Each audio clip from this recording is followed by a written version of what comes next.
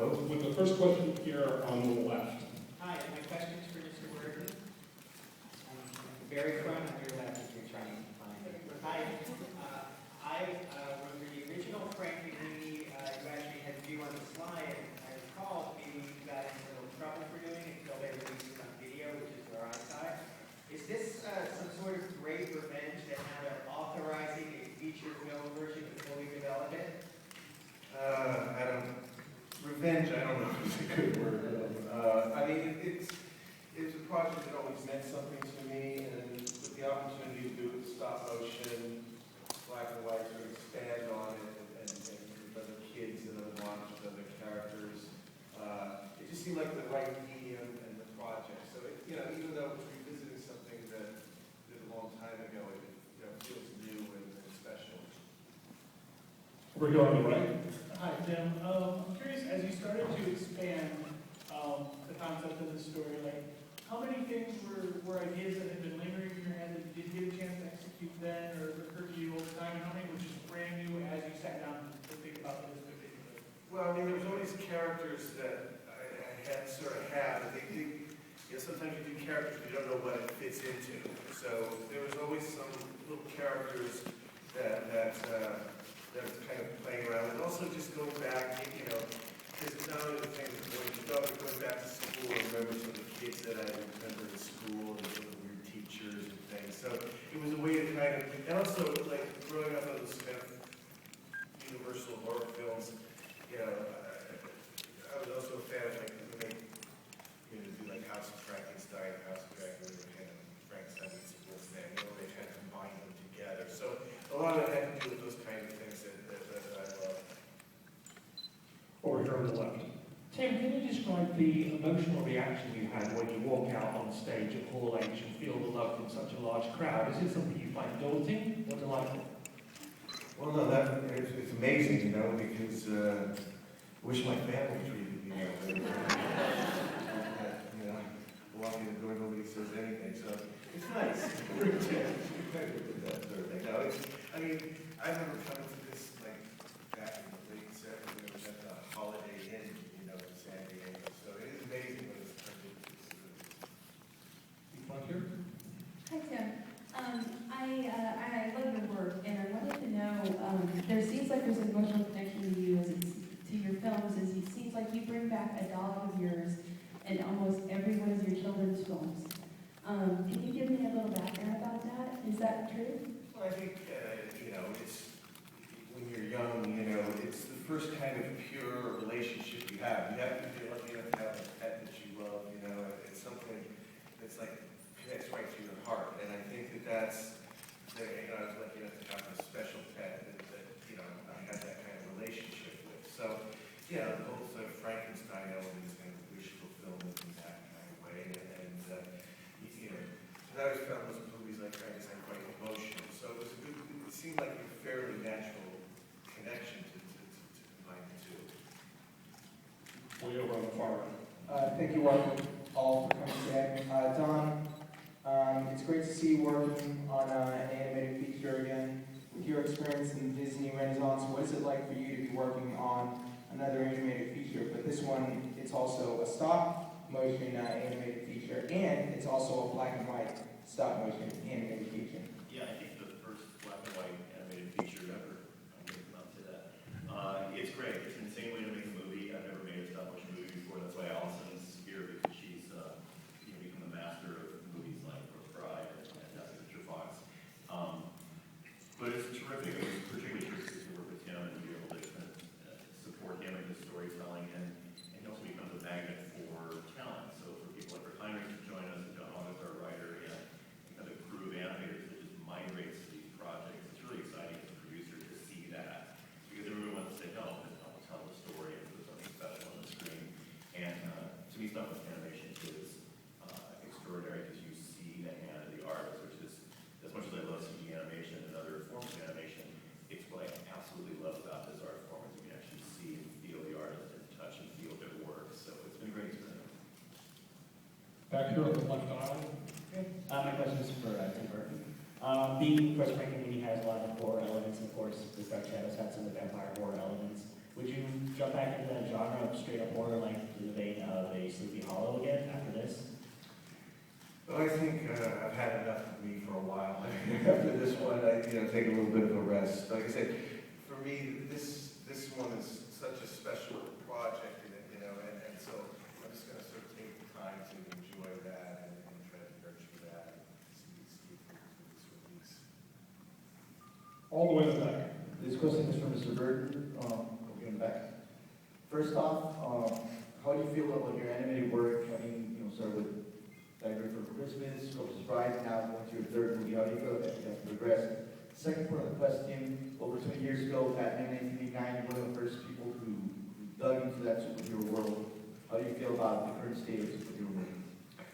Well, I mean, it's, I recall back to when we were doing that and how worried they were all that it was too dark. And now it looks like a lighthearted romp,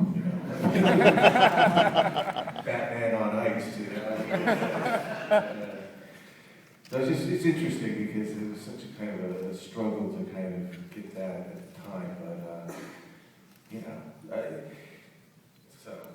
and animation, I do love stop motion. These things always take time to get done. It's a rarefied medium, people, it's kind of a slightly lost art form, although there's more being done now than there was in the past. And there's something that's so beautiful about it, and just to be able to touch and feel the puppets and move them is it's something magical about it. I kind of wish everybody could kind of experience it because it's hard to talk about it. It's like if you felt these things, just the intricacy of the movement and all. It's quite a beautiful art form. Hi, this question is for Atticus. Hi, I'm over here. Right here. Hi.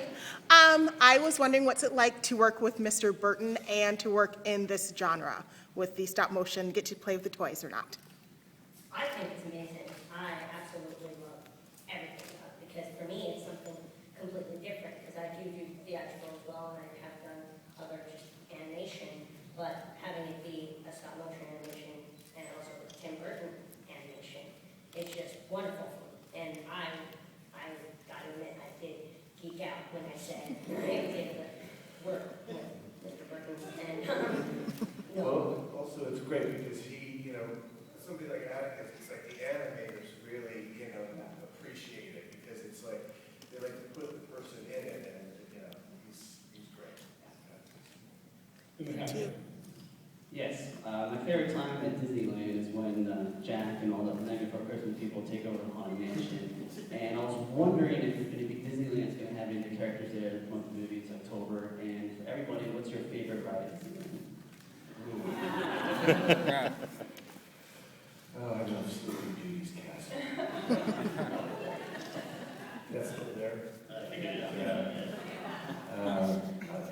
I'm a space mountain man myself. I think the Haunted Mansion that was such an honor because it's like, I grew up with that, loving the Haunted Mansion, and so that they turned it into Nightmare, that was a real amazing thing for me. I mean, it's like one of those weird dream come true kind of things. So that was a very special moment for me. Hi, this question is for Mr. Burton.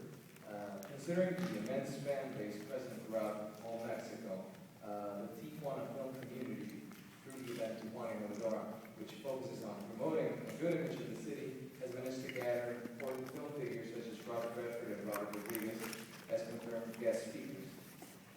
Now here's the question.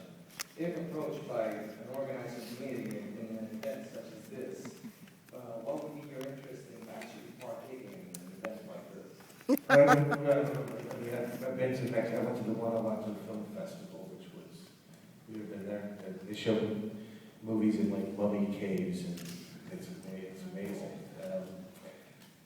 So it sounds like a different kind of trip. I don't know. What would I talk about? Basically about how you receive film, and the media in general, Frankenweenie and IMAX now, it's the first black and white. Yeah. It's exciting. I prefer to I'm one of those people that would rather just show a movie there's something about, that's why you do it, is to let people see it and not hear too much about it. So I'm more of a fan of just doing the work and letting it hopefully speak for itself. In the front hall, right here on the left. Hey, Ted, Mark Walters of BigFanboy.com. I was talking to Don yesterday at the display inside the exhibit hall, and I was really impressed with the intricate amount of detail that went into, like, even just some of the background things on this. Is it safe to say this is like the most detailed project you've ever done, just in terms of background details? And also, this is the second time we've seen you work in a major black and white film after Ed Wood, which is still my favorite film of yours. So, Well, I mean, it was a real pleasure to do it black and white, and that was part of the reason we wanted to do it. I mean, any stop motion film is intricate. I mean, this, we had a slightly smaller crew on this than we usually do, because we wanted to kind of show the stop motion, but I think when we incorporated, the puppets were so good, a lot of people thought that computer animation, so we just sort of went back and did it a little bit more low tech, and so we felt the stop motion. But yeah, when you see the stuff, you see the details, and you see everything. I mean, it's beautiful. It's like an art form. So, but any stop motion, I think that's. I think this one might feel that way because it's referential to things that you're familiar with. So you're looking at stuff that's from sort of the early 70s, and you've seen it, maybe flash breaks on Cover Hill, or I know to this big, really special. So I think that. Yeah. And also the black and white draws out textures more. It's interesting. That's why it made it feel a bit more emotional. It makes you feel like you're there. It does a strange thing, which is hard to put into words, but it definitely affects, the way you watch it. Second row. Mr. Burton, I have to tell you, I'm right here. I've been watching your films since I've been little. I'm starting with Pee-wee's Big Adventure all the way up to seeing Dark Shadows a few months ago. You inspired me so much, to get into film and things like that. And you're honestly I'm actually shaking now. I'm so many people, but you're like my hero. Well, thank you very much.